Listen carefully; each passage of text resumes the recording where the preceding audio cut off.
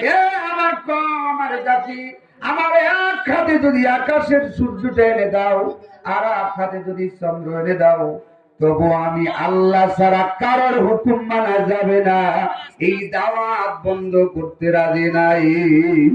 সুবহানাল্লাহ বলেন। এই দাওয়াত আমি বন্ধ করতে পারবো না। কেন? আল্লাহ আমাকে এমনি এই পৃথিবীতে পাঠান না। কেন পাঠিয়েছেন? নিশ্চয় কোনো উদ্দেশ্য আছে। কি বলেন, আছে না নাই? কেন পাঠিয়েছেন? আল্লাহ রাব্বুল আলামিন তার নবীকে কেন পাঠালেন?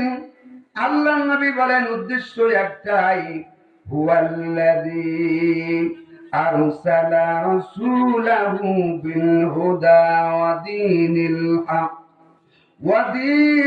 হক লিইয়ুযহিরাহু আলাদ দীনি কুল্লিহি।